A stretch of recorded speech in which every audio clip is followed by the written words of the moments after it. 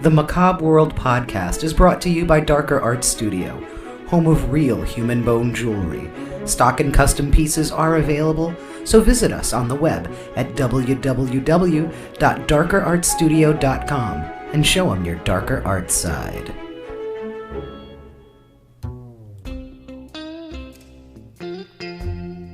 Macabre World, a podcast from Darker Art Studio, where we explore the dark, strange, and unusual from this world and beyond.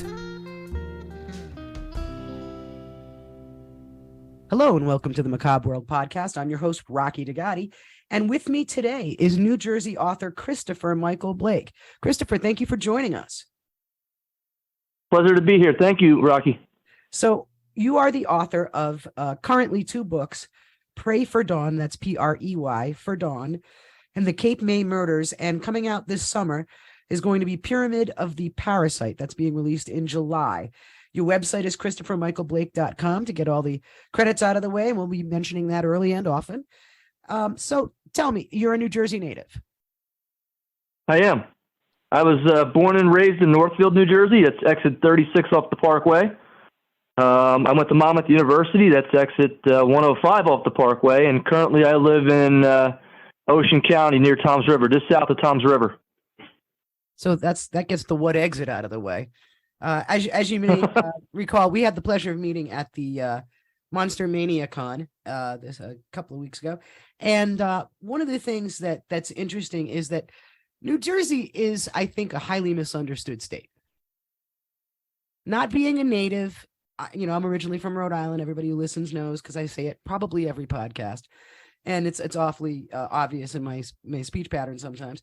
But when you were growing up in New Jersey, what was inspiring you from what you saw around you? I have to say it was the fact that everybody was pretty friendly from where I grew up. It was very diverse. If I grew up in Northfield, literally the next street over to me was Pleasantville, New Jersey, which is a completely different area than Northfield, New Jersey. Going to mainland, where I went to school, versus Pleasantville are two totally different worlds, but everybody was so friendly. You're not far from Atlantic City, so it was a very busy entrance area to that area, to that district. It was a pretty interesting place to grow up. I have to be honest. It was. I spent a lot of years in Atlantic City as an EMT, so oh wow, really? Yes, I did. I know the area well, and it's definitely got a lot of character. So tell me a little bit about Christopher as a kid. Were you the kid with the wild imagination? What were you watching on TV? What was sparking it? So I'm going to tell you a little bit about myself. First off, total nerd growing up. No. Oh, completely. I was bullied hard. Oh, that's and no, you know what? It was at the time, and I sympathize with a lot of the high school kids. And here in Ocean County, we recently had a suicide as a result of bullying that happened. And it was terrible. I mean, it's hard. It brought the community together, but it's a shame that something like that has to happen for the community to come together. Yeah, but it made me stronger. Too. It's crazy. I feel it can make you stronger, but that doesn't seem to apply to everyone. And I mean, you and I are not 21 years old. Bullying now versus bullying when we were kids, the phone was on the wall, and when you left the house, nobody talked to you if you were out somewhere. Kids now are 24/7 plugged in and have exposure. Social media. Oh, it's crazy. I mean, there's a lot of good can come of it, but I haven't seen the good so far. But I totally agree with you 100%. But I was the kid who had, when I had hair, you can't see it now, but when I had hair, I probably spent an hour combing it every day. I had thick rim glasses, but I'm a good brainy smurf on the sides. So I'm not going to sit there and tell you I didn't invite it upon myself somewhat, but I got faster as a result. I was very fast coming out of going into high school. I ran about a 6.5 minute mile. Wow. And yeah, and then when you get to high school, everything changes and you become a wallflower. And I say that in a good way, because now all of a sudden you go from being bullied to just being ignored for the most part. And I saw the biggest, baddest kid in our school, high school, 230 pounds. I saw him get bullied. Wow. Football star, wrestling star. I saw him getting bullied. So it happens to everybody, and I understand that. But you ask about my inspiration, what happened to me growing up, 100% being bullied.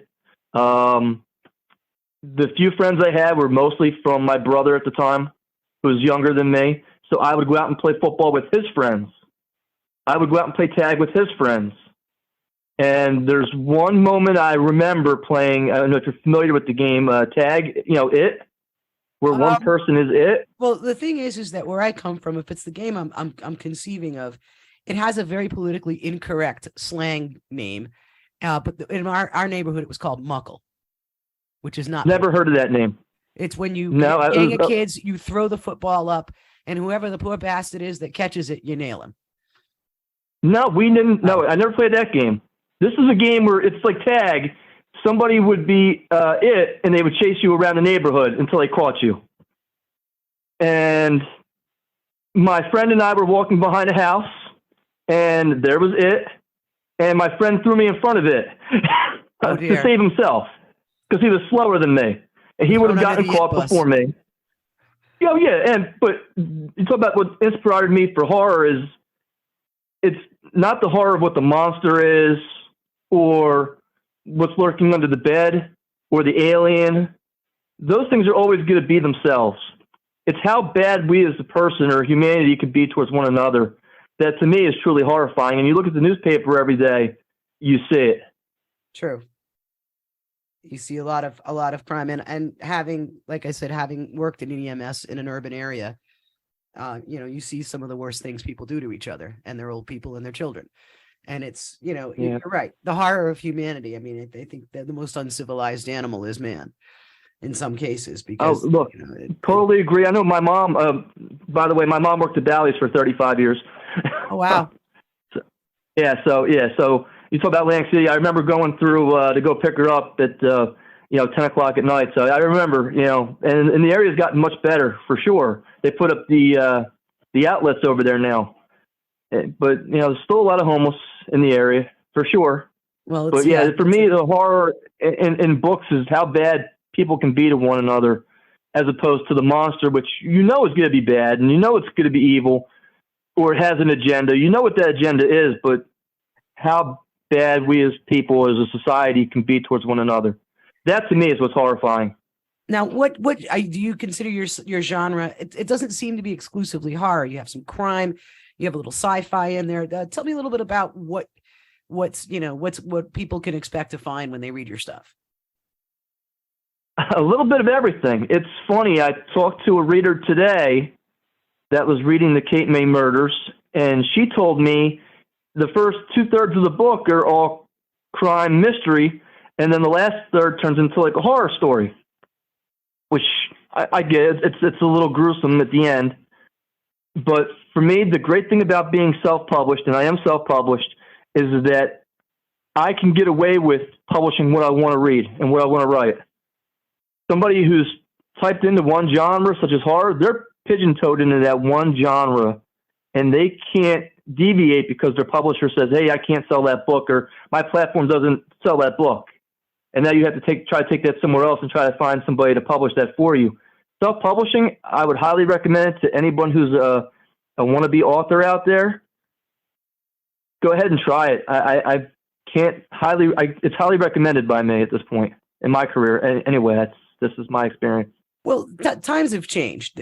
Back in the day, when people wrote books, you had to write a book. You had to either find an agent or you had to shop it yourself to different publishing houses on the off chance that it would get into the right hands. Oftentimes, not so much. And then, they either say, yes, we like it. If they read it, yes, no, we don't. And, it was piles and piles of rejection letters. And now that the digital age, print on demand, and some of the other, types of printing through the digital process has proven that self-publishing is now something anyone can do. it's relatively reasonable, because before, if you wanted to bind and publish a book before the digital age, it was exorbitant. Only like companies did that for yearbooks and things like that. And now that's wonderful. And I think you find that brings a whole more freedom of creativity to you. I had Pray for Dawn originally published through a publisher. I'll tell you a little bit about my experience so far in writing, and everybody's experience as an author is different. But I was not planning on publishing anything until I retired from where I work at. And I found out a guy I worked with for 20 years had published 6 books. So I contacted him a year after he left, and I said, "Hey, how did you do this?" He was down in Florida at the time. His name is Frederick Pangborn, famous horror author. I had no idea when I was working with the guy that he was this famous. He's written over and had published over 100 short stories that he's published in different anthologies. So very well known, Frederick Pangborn. And he says to me, "If you have a manuscript," and I had one, "send it to my publisher. If he likes it, he'll pick it up." 2 weeks later, after I sent it out, I had a publishing deal. But sometimes what God gives you, he takes back. And a month after it was published, the publishing house closed. Oh, dear. Oh, no, it's okay. I mean, for me, it was an opportunity to, now I'm going to go take this and do what I want with it. And because there's certain percentages and certain fees and everything that I really wasn't accustomed to. And there is the business side of publishing is very meager. I think when people think somebody gets a book deal, that's it, they're set for life. Unless you're J.K. Rowling or Stephen King or Danielle Steele, writing is either something you can do in retirement or something you have to do in addition to your real job for the most part. Yeah. And, I would 100% agree with that. Yes. Yeah. And, unless, like I said, it becomes like this monumental success. And it's funny. I was looking at sort of like general statistics. The number one genre of fiction books sold. What genre do you think sells the absolute most fiction books? So I have an answer for you. Okay. And it's based off Amazon Kindle Vella. I don't know if you're aware of that platform or not, but it's a non-subscription based platform on Amazon that's supposed to be like the Netflix of reading. And I spoke with an author at a conference this past summer who was teaching a class on Goodreads, and she had tried Amazon Kindle Vella, and I said, "Hey, I wanted to try this platform. What was it like?" And she says to me, "There's 2 types of books that sell really good on that platform. Number 1 is romance/smut, and number 2 is science fiction." Yeah, I was very surprised. Was I surprised? I don't know. I sort of kind of hoped that we had gotten a little more broad, but it would seem that the bulk readers are romance and /smut bodice ripper readers. And yeah. it's and I actually have not read a book of that genre in a long time. And I'm wondering, like, have they gotten politically correct? I mean, because bodice ripper in and of itself isn't very PC now. You can't really, is he going to ask for consent first? And not to diminish the movements that shout for proper treatment. But the thing is that this genre was so based on this barbaric fantasy sex. And now, think times have changed. Have they come up with the times? Maybe I'll just have to read some smut and find out. But before I read some, now, Pray for Dawn, where is that set? That is set in a fictional town, a fictional plantation in Mississippi. Now, is there a Jersey connection there? There is no Jersey connection in that book. No Jersey connection in that book.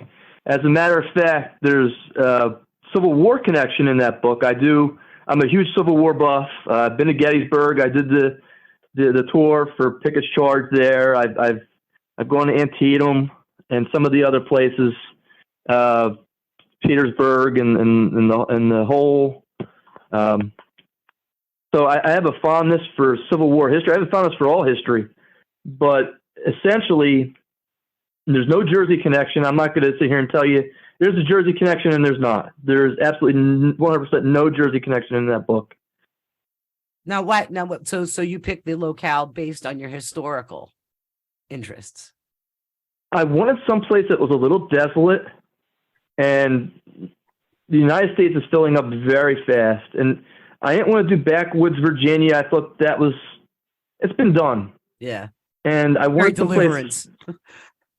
Yes, I want someplace a little bit with some imagination. I think Mississippi has a lot of history. Oh, it certainly does. From what we had a fellow on a few episodes back named Brandon Scheck-Snyder, who does Southern Gothic podcast. So I wanted to, and he does it by region. So he's got some tremendous, and he's a wonderful storyteller, and his podcasts are beautifully produced. And he talks about some of the tales all throughout the American South. And there is a very, very rich history. I did the horseback tour of Gettysburg, which went through the center of the battlefield, which is interesting because when you go to Gettysburg, for folks who may not have been there, you kind of loop around in your car. And you can, visit the various monuments, and there's certainly plenty of bits and pieces along the way. But what's interesting is it's a huge place. And when you go by horseback, you go through the middle. And there's a point when you're at the middle and you're getting to that headpiece right around there where Pickett's charge was. And you're in the middle, so you don't hear the cars, you don't hear the traffic. You're on a horse, and that was a cavalry charge. So if you kind of like put your mind in the place, you're sort of seeing it the way a cavalry officer would have seen it on his horse. And it's an amazing experience. I highly recommend. Yeah, I had a good time. We did the guided tour with one of the individuals guides. Who are the park rangers there. And it was fantastic. Very, very, very much a lot of haunted places there too. Very much so. So for folks looking for what's the meat and potatoes of Pray for Dawn, what can they expect? Cannibalism. In a word, cannibalism. There's a woman looking for her lost sister and her sister's husband. She's hired a private detective to go find them. At the same time, there's two college professors, and they believe they have found a lost Civil War treasure map. While they're on their way up to go get it, one of the guy's wives is not the most faithful and honest of people. She has hired her nomad motorcycle gang member boyfriend to go off these college professors for the insurance money, and that's where they meet the cannibals. Oh my, that certainly sounds like a cliffhanger. Yeah. You won't see that on Sunday. Rocky, I'll tell you that. No, it's a very diverse background of a collection of group of people, for sure. But it also took me 17 years to come up with, and I added bits and pieces over that amount of time. But so then you wrote the Cape May Murders. Now that's got that we know is a Jersey. I climbed the Cape May Lighthouse once. For anyone who's ever visits Cape May, it's like a rite of passage. You got to climb all the steps and go all the way to the top. It is an amazing view. But beware, if you are not in a certain kind of shape, and I am not in that kind of shape, for the next 3 days, you're going to scream whenever you squat on the toilet. It's just your quads are going to kill you. But it is worth it for the view. So talk to me a little bit about the Cape May Murders and some of the places that people can recognize there. So I want to start off by saying every place in the book is an actual place. It's actually there. If you go to visit Cape May, you've never been, the places in the book are actually places that you can go visit, except for the pizza place. I took liberty with the pizza place.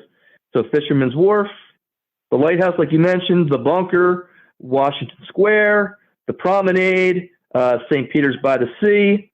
They're all in the book. They're all places you can go visit. And hopefully I'll be allowed to go visit them after I wrote the book. If they read the book, they might not let me go, oh, you're that guy who wrote that book?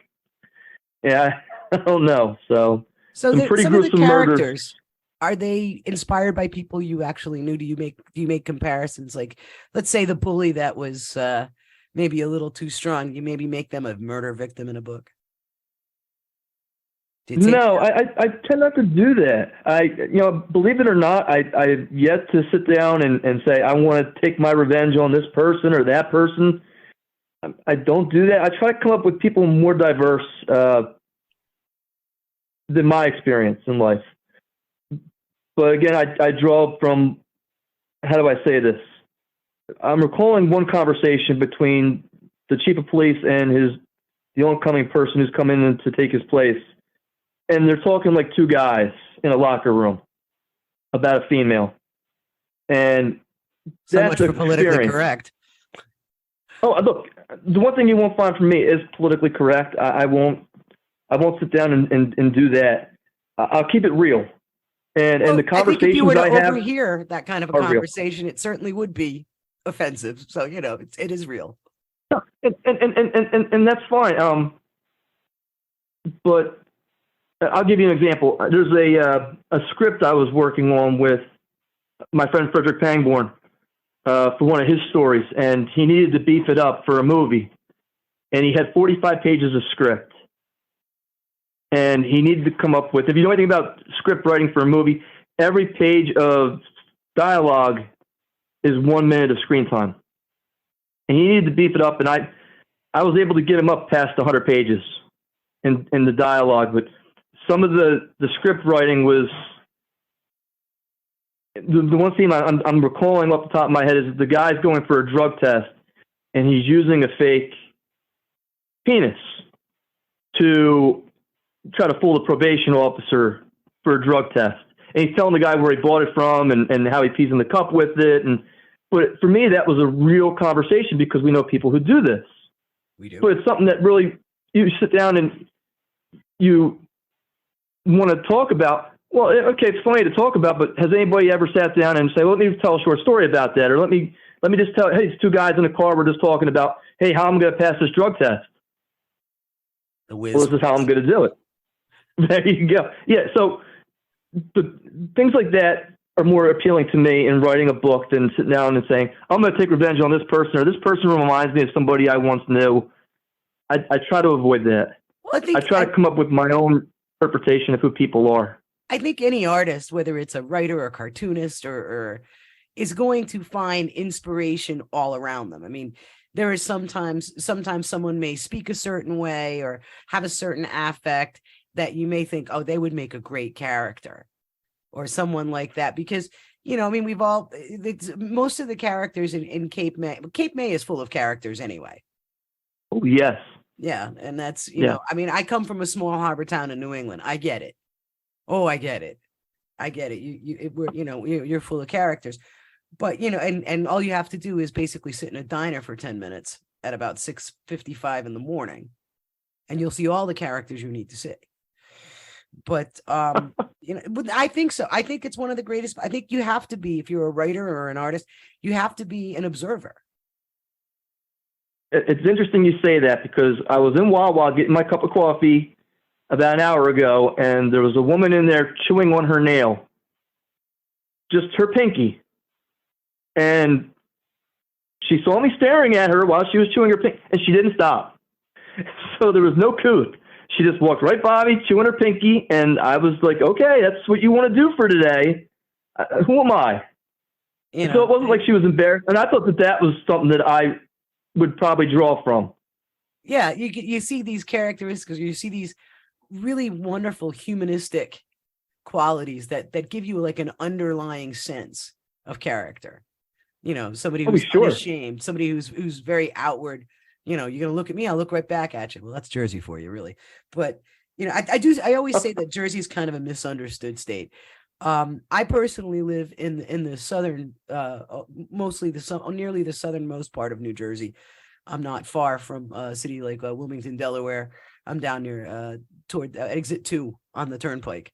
So I'm way down at the bottom there before you get into the Delaware, Maryland kind of area. And, here it's mostly farmland. And of course, in North Jersey, it is, more industrial. And I think now, thanks to MTV, when someone says the Jersey Shore, there is a very specific kind of vision that they get. And that's really not accurate. I would agree with that. That's definitely not most of New Jersey. I would totally agree with that. I think I think they're from New York. Well, I once heard that I know that the people from Philadelphia that come over to drive through New Jersey and block up the expressways and all of that, I learned that they call them shoobies. And I had never heard that word before. Shoobies. So it's interesting that you mentioned that, because in the Cape May murders, I actually think I mentioned how they came up with that name. If you're not aware, the people from Pennsylvania, because I did a lot of research for the Cape May murders, would bring their lunches over in shoeboxes. And when they sat down to eat, they would open up the shoebox to take their sandwiches and food out. And that's why they called them shoobies. I had heard Yeah. that, and I thought it was just crazy. And the one I heard for when you go into the northern part of the Jersey Shore, you're getting towards your Point Pleasant and your Snooki areas. I heard the term Benny. Yes. And that I'm not sure on. I actually don't know for sure, but I was told that it was Benny because it was Bayonne Elizabeth, Newark, New York, with the stops on the I guess on the it's either the train or whatever it's Bayonne Elizabeth. That could be. I've heard Benny's before, and I had not explored the origin of that moniker. No, but it's possible. But the places like Cape May is a very quaint town. In fact, when I took my mom to Cape May when I first moved here, oh God, hey, it's like, I don't know, at this point, 17 years ago, maybe more. When I first took her to Cape May, like I said, I'm from Bristol, Rhode Island, which is very close to Fall River, Cape Cod, right in that little corner of southeastern New England. And my mom is smiling, and I took her to see the big elephant, and all of that. And I took her to Cape May, and she's just smiling, and we're sitting and we're having a nice lunch at that big yellow hotel. And she says to me, this is very, what is it? What's the hotel? Congress Hall. Yes. Congress Hall is yes. Beautiful building. Very nice meal. And what was funny was she said, oh, she's smiling. She's like, this is so nice. Why did you take me here? It looks just like where we come from. So, it is a very quaint, a very, very scenic place that seems to go quite wrong in your book. It is, but if you don't mind, you said the big elephant. That's in Margate, and her name is Lucy, and she just went under a renovation recently. My grandmother used to work in that hotel, in that museum. Yes, because, again, Margate was not far from Northfield, and it was one of, I believe it was 4 different hotels that were animal-themed at the time in Margate. And all 3 were destroyed except for Lucy was the only one that still remains. I think the other ones were destroyed from weather, and people bought them and just demolished them. I think there were tigers and giraffes and different kinds of things. Yeah, and that's, again, Margate's such a great place as well if you get the chance. Yeah, she had been staying in AC for that trip, so we went through Margate on our way to Cape May, and I had to show her Lucy. And if you hit one traffic light, you hit them all. Oh, yeah. In Margate, yes. Yeah, Ventnor Avenue. Oh, God. Yeah. Oh, yeah. For sure. Beautiful to visit, though. Good beach. Just, the traffic lights are, yes. So what's coming up? Tell us about Pyramid of the Parasite. Pyramid of the Parasite is a science fiction thriller. It's about, I'm a big Ancient Astronaut proponent. Love the TV show Ancient Aliens, Skinwalker Ranch. I'm glued to the TV set. And one of the critiques I had about Pray for Dawn, in a good way, was that it was very white male oriented. And I said to myself, I have to do something different. I can't be pigeonholed into this one genre. If somebody mentions something to me, I'm the kind of person who I want to correct it. So I tried to make a diverse bunch of characters as I could into this novel, which is about the first pyramid ever built, and it's found in North America, and the dangers associated with the exploration and this research team put together. Because there's some kids who happen to get lost inside. It now becomes the research mission now becomes a salvage expedition to try to save these kids. And of course, they meet this alien being named, the parasite hiding amongst the research team, who's infected one of the research team members.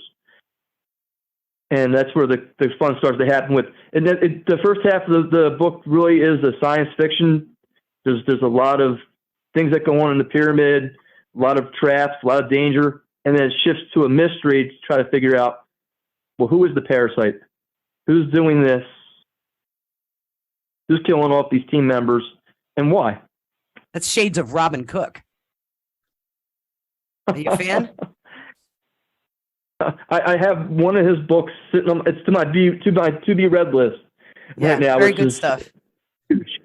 It's good. Now, how much research do you put into some of this? Because there's, whether you're in historical for Pray for Dawn, whether you're looking at like police procedure for a murder mystery, or what now you're getting into some of the science and some of the medical concepts. So how do you do your research? I gotta say I love Google, but we all do. for the Cape May murders, though, I actually read 2 different books, and I'm going to name them and give them some credit here today because I got my Cape May murder book here with me. And if you don't mind, I'm going to tell you the names of those books because I actually did a lot of research about Cape May and the area and the history. And the first one was Joseph Bircher's and Robert Kessler's book, Remembering South Jersey Cape May, the Jersey shore town that vanished into the sea, and Joe J. Jordan's illustrated book, Cape May Point, the illustrated history, 1875 to present. So I did a lot of research for the Cape May murders in terms of books, but my wife and I would drive through Cape May, and I would pull my cell phone out and just hit the record button while she was driving around. And then we would walk the promenade, and I'd have my cell phone out, doing a 5-minute clip, stopping it, doing another 5-minute clip, so I had everything in perspective for where I needed it to be. St. Peter's by the Sea, we drove by there. There were houses that we didn't even use, like the Gray House. I didn't even use that in the book, but I made sure I stopped by, and I had the map. I don't have it up anymore of all of Cape May. When they had the free maps when you go and visit. Oh, right, yeah. I had that up, and I had all the Tic Tacs poked in there, the tacks poked in there with all these little highlighted points of where I wanted to use for this book. Oh, your and a lot of the places I didn't even use.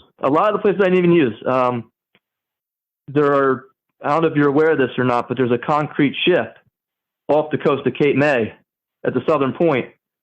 It's from World War